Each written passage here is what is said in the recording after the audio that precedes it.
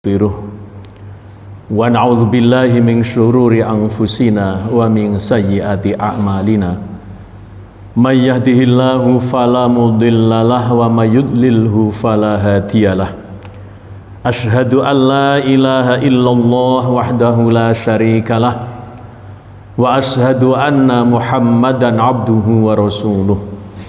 Allahumma salli wa sallim wa barik ala nabiyyina Muhammad wa ala alihi wa ashabi ajma'in, amma ba'du.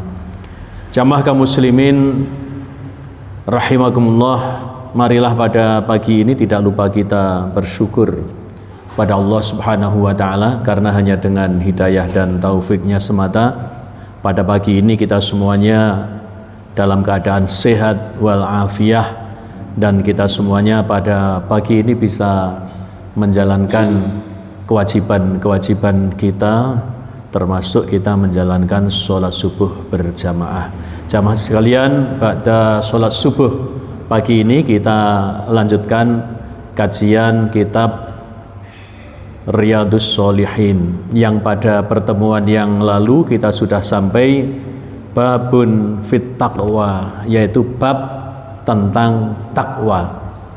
Pada saat itu kita sudah sampai hadis yang kedua, yaitu tentang pesan Rasulullah sallallahu alaihi wasallam, wattaqun nisa fa inna awwala fitnati bani Israila kanat fin nisa. Fattaqud dunya wattaqun nisa, takwalah kamu sekalian tentang dunia, dan takwalah kamu sekalian tentang wanita. Fa inna awwala fitnati bani Israil, karena sesungguhnya fitnah yang pertama pada Bani Israil kanat fin nisa, adalah fitnah tentang wanita. Ats-tsalits, hadis yang ketiga. Jamaah sekalian, lupa ya, mari kita awali kajian kita pagi ini dengan bacaan basmalah. Bismillahirrahmanirrahim. Hadis yang ketiga. An Ibnu Mas'udin radhiyallahu anhu anna nabiyya sallallahu alaihi wasallam kana yaqul Allahumma inni as'alukal huda wat tuqa wal afafa wal ghina. Rawahu Muslim. Dalam Sahih Muslim nomornya adalah 2721.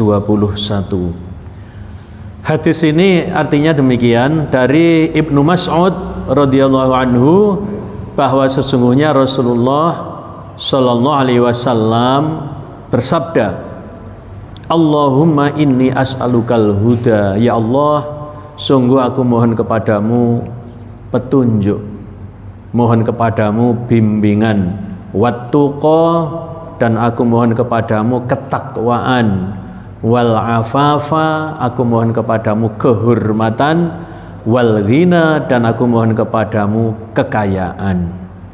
Jamaah kaum muslimin rahimakumullah, sabda Rasulullah ini adalah bentuknya doa, yaitu Rasulullah berdoa kepada Allah tentang 4 hal. Ya Allah, aku mohon kepadamu al-huda, petunjuk atau bimbingan. Wattuqa, mohon kepada Allah ketakwaan, yang sudah kita bahas pada pertemuan yang lalu. Takwa itu adalah dari kata al-ittiqa, yang artinya adalah tameng atau pelindung. Maka takwa itu artinya adalah melindungi diri dari murka Allah dengan jalan menjalankan segala perintah-perintahnya dan menjauhi segala larangan-larangannya. Ini pengertian daripada takwa.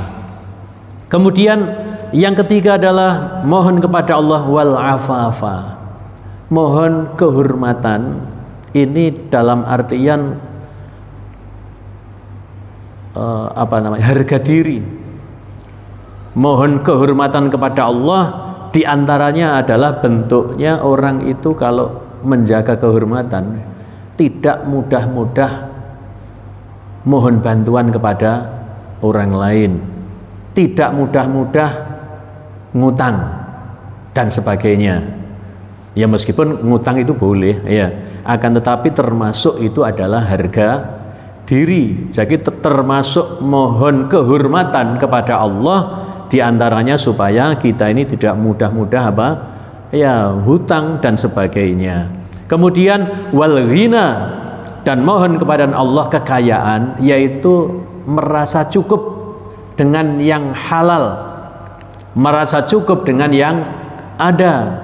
Maka dari itu termasuk orang yang mencari selain yang halal itu termasuk tidak diberikan rasa kecukupan, tidak diberikan oleh Allah kekayaan. Jamaah sekalian, 4 ini kan mudah ya dihafal. Jadi ini adalah doa ya. Baik, doa ini dijalankan setelah zikir waktu sholat. Maka doanya diantaranya adalah Allahumma inni as'alukal huda wat tuqa wal afafa wal ghina. Gampang kan nggih 4 ya. Jawab monggo. Allahumma inni as'alukal huda wat tuqa wal afafa wal ghina. Gampang. Cuma 4 masalahnya ya. Allahumma inni as'aluka, ya Allah sungguh aku mohon kepadamu al huda wat tuqa wal afafa wal ghina. Monggo sekali lagi. Allahumma inni as'alukal huda wat tuqa wal afafa wal ghina. Gampang nggih. Lek dipraktekno tambah apal nggih. Jadi kalau doa diantaranya mohon kepada Allah ini hal-hal yang sangat penting. Mohon apa? Yang pertama, mohon petunjuk, mohon bimbingan kepada Allah. Bapak Ibu sekalian, Masya Allah, kalau kita ini tanpa bimbingan dari Allah, kalau kita ini tanpa petunjuk dari Allah, petunjuknya sudah banyak kita ini, paling lengkap kan? Petunjuk kita ini apa? Hidayah Allah kepada kita itu ada yang persis sama dengan hewan. Yang dua, nggih. Petunjuk apa yang pertama? Hidayah yang namanya insting. Insting itu apa? Insting itu adalah naluri. Naluri itu apa? Naluri itu adalah insting. Naluri insting itu adalah potensi bawaan yang tidak usah dipelajari, itu sudah bisa. Itu namanya insting. Itu namanya naluri, itu sudah bawaan. Contoh, kalau hewan itu melestarikan jenisnya dengan jalan apa? Kawin. Nggih napa mboten? Ada kursus untuk hewan supaya bisa kawin? Nggak ada kan? Ya kawin itu naluri. Ya. Manusia diberikan hidayah insting juga. Contohnya adalah kawin. Manusia kalau ingin melestarikan jenisnya diberi insting untuk kawin. Sama kalau lapar makan. Itu namanya insting. Kalau sedih menangis. Tidak ada kursus untuk bayi supaya bisa tertawa, nggak ada. Ya bisa tertawa ya. Kucing itu kok ini ya, kalau mau nangkap mangsanya itu kok sepertinya pelan-pelan, penuh perhitungan. Itu adalah insting, bukan perhitungan pakai akalnya, tidak. Kucing tidak punya akal. Hidayah yang kedua itu adalah nafsu. Binatang untuk mencapai instingnya diberi nafsu. Manusia juga diberi nafsu. Dua-duanya ini persis sama. Coba kalau punya insting makan kalau lapar, tapi tidak punya nafsu makan apa mboten? Mboten. Punya insting untuk kawin, tapi tidak ada nafsu untuk kawin, ya tidak akan kawin. Ya, dua ini persis. Ya. Kemudian manusia diberi hidayah yang ketiga, yaitu akal. Manusia diberi hidayah akal, hewan tidak. Hewan tidak. Kalau demikian, bahaya mana hewan dengan manusia? Bahaya manusia untuk mencapai insting dan nafsunya itu dilengkapi dengan akal. Kalau hewan ya hanya ngikuti insting saja dan nafsunya, kalau hewan. Tapi kalau manusia itu punya insting, punya nafsu, dilengkapi akal, Masya Allah. Oke. Coba hewan itu kalau cari makan bagaimana? Ada burung itu yang mencari makan tuh bawa tas kresek gitu. Nggak ada kan? Nggak ada. Tapi kalau manusia, Masya Allah, meskipun truk, meskipun kontainer, bahkan ada yang nggak kelihatan, tapi nilainya Masya Allah langsung masuk rekening. Ya, yang ada adalah ATM, nggak kelihatan, hanya di ATM, tapi nilainya bukan sak kresek lah ngoten nggih. Ini kenapa? Pakai akal. Demikian juga bahayanya manusia yang punya akal itu kalau mempunyai insting kawin dan punya nafsu kawin. Masya Allah, bahaya no betul. Bahaya, pakai akal kan masalahnya. Contoh misalnya saya, ya. Misalnya saya sudah punya istri, ya. Tapi saya melihat rumput tetangga itu lebih hijau daripada rumput sendiri. Saya melihat istri tetangga itu lebih cantik. Saya punya nafsu. Saya ingin kawin dengan istri tetangga. Pakai akal. Gimana mboten? Pakai akal. Misalnya suaminya tak dekati, ya, tak ajak kerja sama. Setelah bisa tak utus suaminya, kamu ngurus pekerjaan ya, pergi ke Jogja 5 hari. Akal saya itu, ya. Lewis suaminya pergi 5 hari, ngapain saya? Saya punya nafsu tadi, ya, untuk kawin dengan istri tetangga, ya. Ini diberi akal, bahaya. Maka kemudian Allah memberikan hidayah yang keempat. Napa? Agama. Agama inilah yang kemudian membimbing, mengendalikan napa? Akal. Agama ini yang mengendalikan akal. Akal itu harus dikendalikan dengan agama. Nafsu harus dikendalikan dengan agama. Insting harus dikendalikan dengan agama. Ini yang membedakan hewan dan manusia. Hewan hanya 2. Maka kalau tidak ada akal, berarti tidak ada agama. Tidak ada akal berarti tidak ada agama. Coba kalau orang gila, dia berlaku tidak agama? Tidak berlaku. Orang gila itu tidak sholat, nggak apa-apa. Orang gila itu tidak puasa, nggak apa-apa. Orang gila itu tidak menjalankan syariat, nggak apa-apa. Orang gila itu mencuri barangnya orang lain, diambil, nggak apa-apa. Bahkan membunuh, orang gila itu tidak dihukum. Panjenengan jangan sampai berpikir, nak ya dadi wong edan.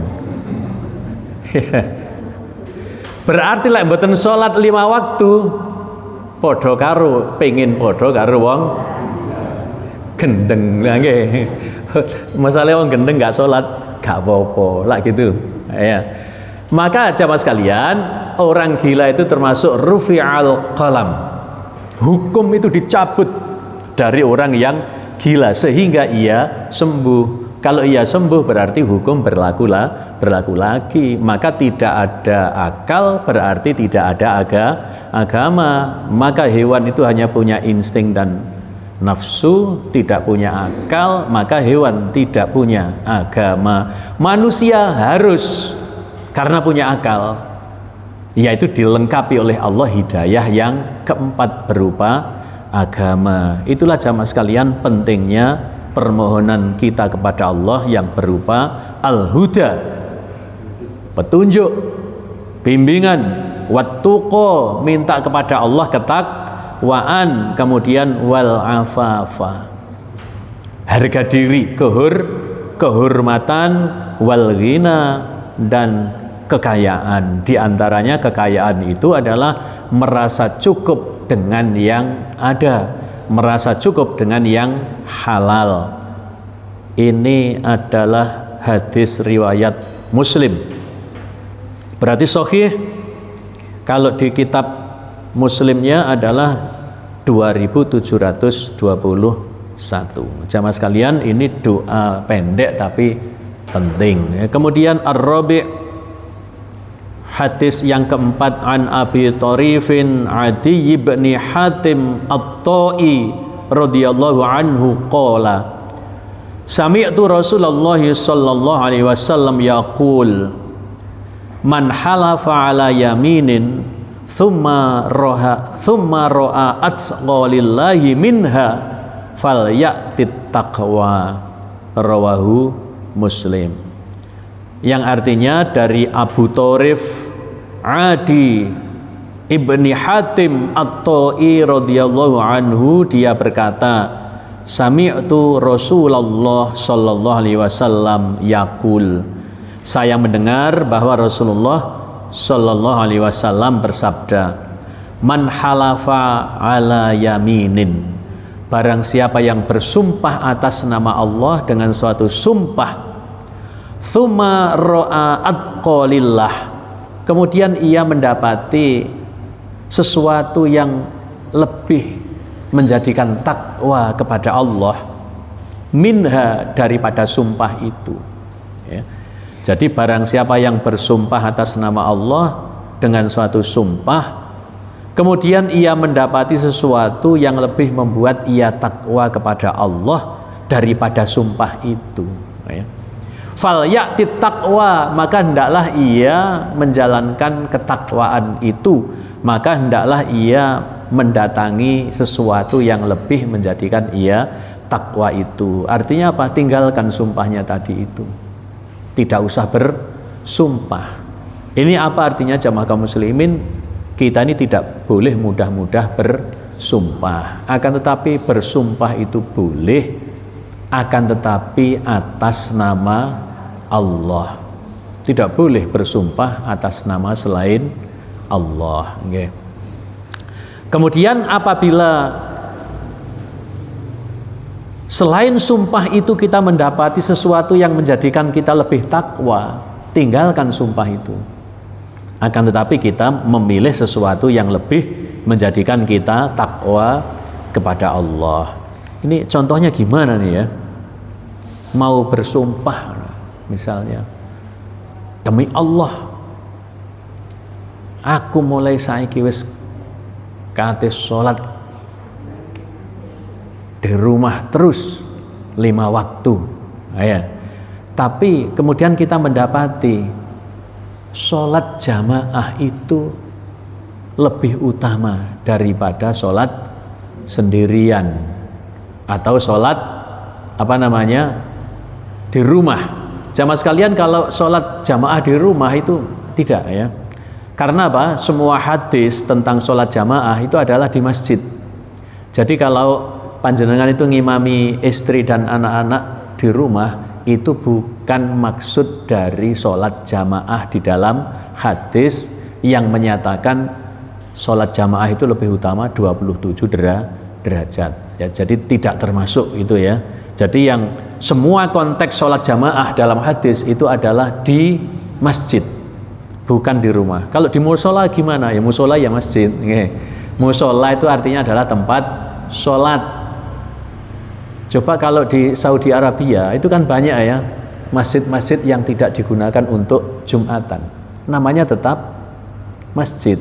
Kalau musola itu di suatu tempat, misalnya di gedung, kemudian di situ ada tempat khusus sholat, ditulisi musola. Tapi kalau bentuk musola kita itu kan khusus bentuknya, ya, itu namanya masjid. Tapi ya sama, masjid itu artinya tempat sujud. Masjidun itu artinya tempat sujud dan alat sujud. Musola artinya tempat sholat, sami mawon. Itu contohnya. Jadi sumpahnya tadi tinggalkan kalau mau sholat 5 waktu terus di rumah, ternyata ada yang lebih menjadikan kita takwa kepada Allah, yaitu sholat jamaah di masjid. Maka sumpahnya, aku kadung sumpah ya, kate sholat 5 waktu di rumah, tinggalkan sumpahnya. Kita kemudian memilih apa?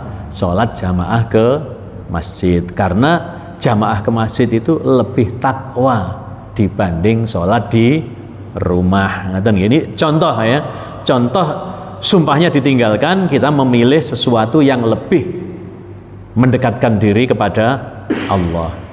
Al-khamis, hadis yang kelima, ini hadis babun fit taqwa yang terakhir. An Abi Umamata Sudayy bin Ajlan al-Bahili radhiyallahu anhu qala sami'tu Rasulullah sallallahu alaihi wasallam yakhutubu fi hajjatil wada'i faqala ittaqullah wa sallu khamsakum wa sumu syahrakum wa atu zakata amwalikum wa ati'u umara'akum tadkhulu jannata rabbikum. Rawahu Tirmidzi fi akhiri kitabis shalah wa qala haditsun hasanun sahihun. Dari Abu Umamah Sudayy bin Ajlan al-Bahili radhiyallahu anhu, dia berkata, sami'tu Rasulullah sallallahu alaihi wasallam yakhtubu fi hajjatil wada'i. Aku mendengar Rasulullah sallallahu alaihi wasallam berkhutbah pada haji wada. Faqala, maka beliau dalam khutbah itu bersabda, ittaqullaha wa sallu khamsakum wa sumu syahrakum. Takwalah kamu sekalian kepada Allah dan salatlah 5 waktumu. Wasumu syahrakum, dan puasalah pada bulanmu, yaitu puasalah pada bulan Ramadan. Wa addu zakata amwalikum, dan tunaikanlah zakat harta-harta kalian. Wa ati'u umara'akum, dan taatilah pemimpin-pemimpinmu. Kalau sudah takwa kepada Allah, sholat 5 waktu, puasa Ramadan, menunaikan zakat, dan menaati umara, maka Rasul mengatakan tadkhulu jannata rabbikum, maka masuklah kalian ke surga Rabb kalian. Jadi jamaah kaum muslimin, dalam hadis ini cukup orang itu takwa kepada Allah dalam pengertian yang luas, kemudian sholatnya 5 waktu, kemudian puasa Ramadan, kemudian bayar zakat harta kita bagi yang sudah mencapai nisab. Yang kelima apa? Taat kepada pemimpin. Udah, dengan 5 ini kita masuk surga. Pernah ada seorang badui, orang badui itu kan orang gunung yang tidak punya sopan santun, ya. Dia mencari Rasulullah, mana yang namanya Muhammad. Wis gak sopan blas ya. Mana Muhammad? Hei, kamu itu ngomong di depan Rasulullah, tapi dia tetap meninggikan suaranya. Begitu dikasih tahu, itu loh Muhammad. Wahai Muhammad, betulkah engkau adalah utusan Allah? Iya, aku adalah Rasulullah. Blas gak sopan yang namanya orang badui. Okay. Maka tunjukkanlah aku bagaimana Islam itu. Bersahadatlah, sholatlah, bayar zakat, puasa Ramadan, haji, cukup itu. Iya, kata Rasulullah. Maka dia, kalau demikian aku akan melakukan itu, saya tidak akan menambahi, saya tidak akan mengurangi. Jadi cukup itu. Maka ketika orang itu pergi, Rasulullah mengatakan dia tadi adalah ahli surga. Dia adalah ahli surga. Wis gak ngurangi, gak nambahi. Salatnya 5 waktu, nggih. Nah, di situ kan tidak ada salat rawatib, nggih, puasa Senin Kamis, lah mboten enten nggih. Puasa Ramadan, wis iku tok. Tapi orang Badui tadi mengatakan, aku tidak akan nambahi, aku tidak akan mengurangi. Maka Rasulullah mengatakan, itu tadi adalah ahli surga. Nah itu. Tapi jamaah kaum muslimin, jangan kemudian kita dengan 5 ini saja. Kenapa? Banyak ayat, banyak hadis tentang supaya kita menjalankan yang sunnah-sunnah ya, yang menjadi tambahan-tambahan ya, sholatnya nawafil juga, sholat tahajud dan lain-lain. Maka dari itu jamaah kaum muslimin, kalau kita mendapatkan satu dalil tentang yang khusus-khusus padahal yang umum juga banyak, maka dari itu kita juga harus melihat dalil-dalil yang lainnya. Jadi tidak cukuplah kita ini sholat 5 waktu, puasa Ramadan, zakat mal, taat pada pemimpin, kemudian masuk surga. Tapi kan ada lagi supaya kita menjauhi segala kemaksiatan. Jamaah sekalian, termasuk taat kepada pemimpin ini adalah perintah. Orang itu harus taat kepada umara, taat kepada pemimpin. Apabila catatannya pemimpin itu tidak mengajak sesuatu atau tidak mengajak kepada kemungkaran. Jadi kalau tidak mengajak kepada kemungkaran harus ditaati. Kalau mengajak kepada kebaikan yang maksudnya adalah untuk kebaikan bersama, itu maka hukumnya wajib taat ya. Contoh zaman Rasulullah itu akte nikah wonten apa mboten? Kalau nikah dicatatkan ke pegawai pencatat nikah zaman Rasulullah wonten? Nggak ada. Tapi sekarang ada akte nikah. Orang menikah itu harus dicatatkan kepada pegawai pencatat nikah. Itu adalah Undang-Undang RI kalau di negara kita nomor 1 tahun 1974. Orang nikah itu harus dicatatkan. Kemudian kita bangkang, zaman Rasul gak ono ngono-ngono, nikah nggak usah dicatat no. Kemudian namanya nikah siri. Ya, zaman Rasulullah nggak ada istilah nikah siri. Jamaah sekalian, nikah sirinya itu sah apa tidak? Nikah sirinya itu sah apa tidak? Nikah siri itu kalau terpenuhi rukun dan syaratnya, maka nikah siri itu adalah sah menurut agama, tapi berdosa. Dosanya di mana? Tidak memenuhi wa ati'u umara'akum, tidak mentaati pemimpin. Pemimpin itu membuat undang-undang yang maksudnya undang-undang itu untuk melindungi rakyat ya. Maka apabila undang-undang itu maksudnya untuk melindungi rakyat, hukumnya wajib taat. Oke. Ini disampaikan oleh ulama Saudi Arabia yang tergabung dalam Lajnah Daimah Al-Ifta wal Buhuth. Itu artinya kalau di sini MUI itu Majelis Ulama Indonesia ya. Tapi kalau di Arab Saudi itu Lajnah Daimah tadi itu menfatwakan. Ada orang bertanya seperti yang saya ceritakan tadi itu, bagaimana wahai Syekh kalau kita ini ada aturan supaya kalau nikah itu dicatatkan, kemudian kita mendapatkan akte nikah ya. Apakah kita harus taat padahal pada zaman Rasulullah tidak ada itu? Maka jawaban Syekh tadi itu adalah apabila undang-undang negara, undang-undang pemerintah itu maksudnya adalah untuk melindungi rakyat, maka hukumnya wajib taat ya. Jadi kalau tidak taat berarti apa? Dosa. Jadi nikah siri itu sah tapi dosa. Oke. Napa wonten sah tapi dosa niku? Nggih wonten, diantaranya ini. Iya. Ada lagi orang menceraikan istri waktu keadaan hamil. Jatuh enggak talaknya? Jatuh, sah talaknya, tapi haram. Loh, sah tapi haram pripun niku? Nggih.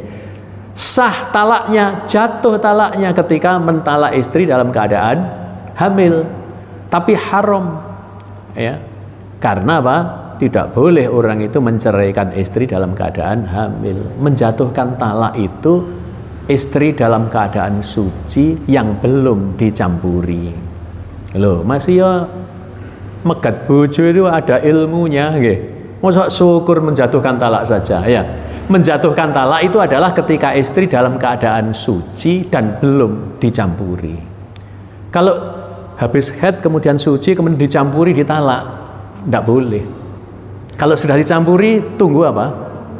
Tunggu haid lagi dan tunggu sampai suci. Kalau sudah suci baru dijatuhkan talak. Lalu sah talaknya meskipun dalam keadaan haid, tapi dosa. Haram hukumnya mentalak istri dalam keadaan haid. Nah ini termasuk ya. Maka jamaah kaum muslimin, ini kalau di sini ada lafadz dari Rasulullah, wa ati'u umara'akum, dan taatlah kamu sekalian kepada pemimpin-pemimpin kalian. Bahkan dikatakan meskipun pemimpinmu itu adalah kulit hitam, ya, yang dari kalangan budak, tapi kalau dia jadi pemimpin wajib kalian taat. Tapi catatannya apa? Selama pemimpin itu mengajak kepada kebaikan. Tapi kalau mengajak kepada kemungkaran, ya di demo ya. Kalau mengajak kepada kemungkaran tidak boleh ditaati. Okay. Kemudian tentang wa'addu zakata amwalikum. Ini yang ditunaikan zakatnya maksudnya adalah harta yang sudah mencapai nisab. Jadi kalau belum mencapai nisab, ya tidak berkewajiban bayar zakat. Paling tidak jamaah kaum muslimin, harta itu mencapai nisab itu apabila, kalau bentuknya uang, itu apabila dibelikan emas mendapatkan 85 gram. Ini mazhab yang paling hati-hati.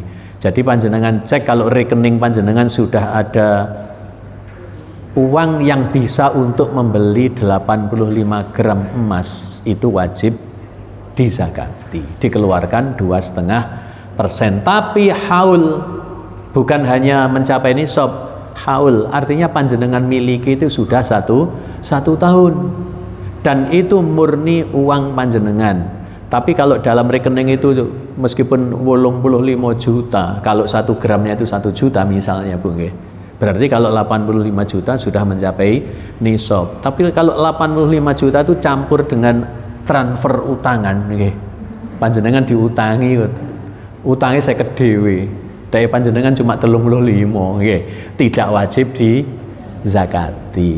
Jadi syaratnya itu adalah milik penuh yang dimiliki sudah 1 tahun, sudah mencapai nisab, maka wajib hukumnya untuk dizakati. Zakat, saya ulangi, ada 2 arti. Yang pertama adalah zakat itu mensucikan. Mensucikan itu bagaimana? Kalau harta kita itu 1 nisab, kemudian dikeluarkan yang 2,5%-nya, 2,5% sudah pisah.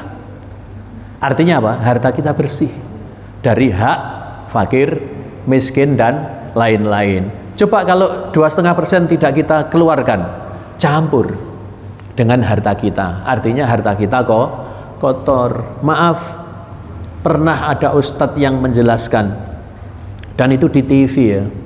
Waktu itu saya mendengarkan, itu fatal itu penjelasannya. Maksud daripada zakat itu mensucikan harta, mungkin harta kita itu adalah dari harta-harta yang haram, dizakati itu menjadi suci. Fatal kalau demikian ini. Bagaimana harta-harta haram dizakati menjadi suci? Korupsi 1 miliar. Yang 2,5%, 1 miliar dijupuk 25%, terus jadi suci, kok enak banget. Nggih. Tidak, maksudnya suci, nggih, mensucikan harta. Lah itu ustadz, ya artinya orang yang dipanggil ustadz sajalah. Ya, itu di televisi itu menjelaskan. Ya memang bukan ustadz yang berilmu, itu adalah ustadz selebriti. Ya, menjelaskan maksud zakat itu adalah mensucikan. Artinya kalau harta kita itu ada yang haram-haram, dizakati menjadi suci. Lah fatal kalau demikian ini, nggih. Termasuk mensucikan harta kan bangun masjid. Korupsi 5 miliar, yang 3 miliar untuk bangun masjid. Amal soleh napa mboten? Amal soleh. Yang baik itu harus bersumber dari yang baik.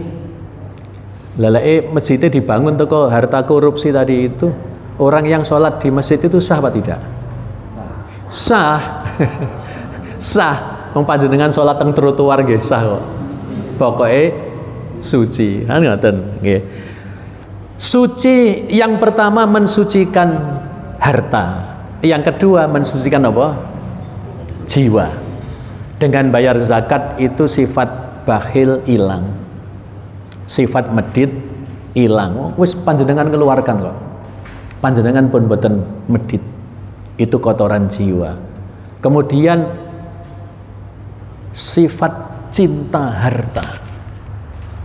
Sangat mencintai harta. Maka awal ini abot kalau kita mau keluarkan. Lah kalau panjenengan tidak mau mengeluarkan, panjenengan termasuk orang yang sangat mencintai harta. Itu tidak baik. Maka dengan kita keluarkan zakatnya, mensucikan jiwa kita dari bakhil dan lain-lain. Kemudian pengertian zaka yuzaki yang kedua bukan hanya suci atau mensucikan artinya, akan tetapi zaka yuzaki artinya adalah tumbuh dengan subur. Artinya apa? Orang yang bayar zakat hartanya malah tumbuh. Orang yang bayar zakat hartanya malah bertambah, tumbuh dengan subur. Dan itu sudah banyak bukti. Tidak ada orang bayar zakat bangkrut, nggak ada. Oke. Orang bayar zakat bangkrut nggak ada. Jadi kalau usahanya itu lancar, kemudian dizakati, maka usahanya malah terus berkembang. Ya, itu pengertian zaka yuzaki yang kedua.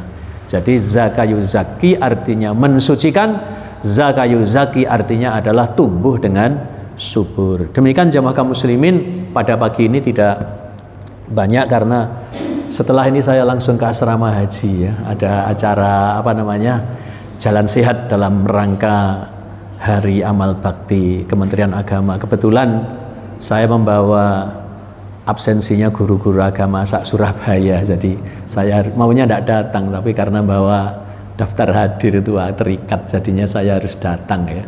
Baik guru agama negeri ataupun swasta, itu ketuanya saya sak Surabaya, maka saya harus setor daftar hadir. Mohon maaf, mungkin ada pertanyaan satu saja, boleh monggo kalau ada tanya jawab.